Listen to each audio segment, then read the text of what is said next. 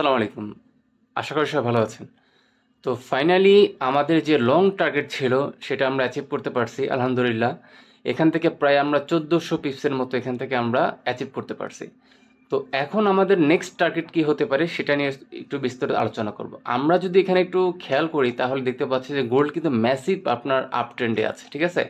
তো এখন এখান থেকে জাস্ট পুল ব্যাকের জন্য আমরা আশা করতেছি, যখনই পুল ব্যাক দিবে, রিটেস্ট দিবে, দেন হচ্ছে ওই রিটেস্টে কোনো এভিডেন্স পেলে আমাদের নেক্সট টার্গেট থাকবে হচ্ছে যেটা আমাদের সেকেন্ড রেজিস্ট্যান্স বা হচ্ছে যেটা আমাদের অল টাইম হাই এরিয়া, সেটা আমাদের থাকবে, সেটা হচ্ছে 3500 এরিয়া, ঠিক আছে? তো আমি এটা নতুন একটা চার্ট এখান থেকে নিয়ে নিলাম। এটা হচ্ছে নতুন চার্ট।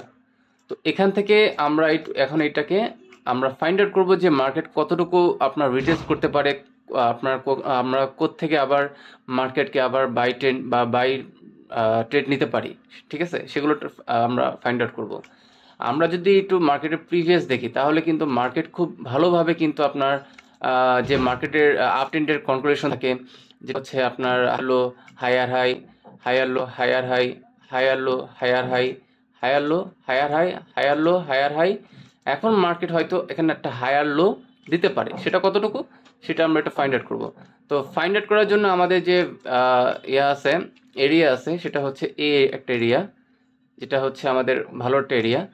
এরিয়াটা হচ্ছে একটা গুরুত্বপূর্ণ, এটা আপনার যে নেক্সট যেখান থেকে মার্কেট আপনার আপট্রেন্ড হয়েছিল সেখান থেকে একটা এই রেটটা নিতে পারি। আর সেকেন্ড হচ্ছে এই এই এরিয়াটা হচ্ছে মার্কেটের ফেয়ার ভ্যালু গ্যাপ, ঠিক আছে? মার্কেটের ফেয়ার ভ্যালু গ্যাপ। তো ফেয়ার ভ্যালু গ্যাপ আমরা কিভাবে জানি, কিভাবে বের করতে, সেটা আমরা সবাই জানি। যদি ইম্পালসিভ মুভ থাকে সেক্ষেত্রে মার্কেটে যে প্রথম যে তিনটা ক্যান্ডেল থাকে, তিন ক্যান্ডেল, ফার্স্ট ক্যান্ডেলের আমরা এখান থেকে আমরা হাই নিব এবং থার্ড ক্যান্ডেলের আমরা এখান থেকে লো নিব, ঠিক আছে? তো থার্ড ক্যান্ডেলের লো হচ্ছে এটা, থার্ড ক্যান্ডেল লো হচ্ছে এটা, যেহেতু উইক আছে বড়, এটা হচ্ছে থার্ড ক্যান্ডেলের আপনার এরিয়া। তো আশা করতেছি মার্কেট আপনার যদি আপনার পুল ব্যাক করে, দেন হচ্ছে মার্কেট এই 3400 বা হচ্ছে 3950, সরি 3395, এটাও মার্কেট আছে পুল ব্যাক এরিয়া হতে পারে। দেন হচ্ছে এখান থেকে আমরা এটা ভালো একটা বাই পজিশন দেখতে পারি যদি মার্কেট এখানে আসার পর যদি কোনো একটা ভালো একটা পুল ব্যাক জোন এখানে মার্কেট ক্রিয়েট করে, দেন হচ্ছে এখান থেকে মার্কেট একটা ভালো একটা পুল ব্যাক এখান থেকে দিতে পারে। তো এটা যদি আমি এখান থেকে একটা ফিবো মার্ক করি, দেন হচ্ছে ফিবো মার্ক করলে এখান থেকে আমাদের যে 61% 80 এরিয়াটাও চলে আসে। তো আজকের জন্য মার্কেটে আমরা এই এই পয়েন্টটা দেখব যে মার্কেট এখানে আসে কিনা। এখানে আসার পর আমরা দেখব যে মার্কেট এখান থেকে আপনার কোনো ভালো এভিডেন্স দিয়েছে কিনা যে আপনি এখান থেকে বাই করতে পারবো কিনা, ঠিক আছে? হতে পারে মার্কেট আপনার আসার পর, হয়তো মার্কেট এখানে আসার পর এখান থেকে আসার পর মার্কেট এই আরও কিছু ডিপ দিবে, ডিপ দেওয়ার পর এখান থেকে হয়তো লিকুইডিটি গ্র্যাব করতে পারে।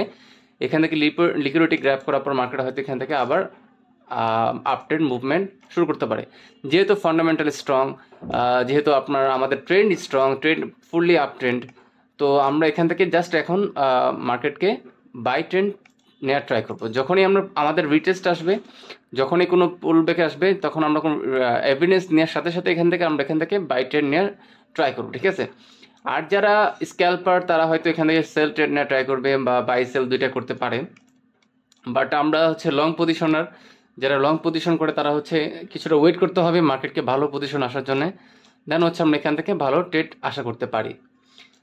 তো আশা করি আপনার বিষয়টা বুঝতে পারছেন। তো আজকের ভিডিওটা শর্ট থাকবে, এতটুকুই, জাস্ট আপনাকে বোঝানোর জন্যে।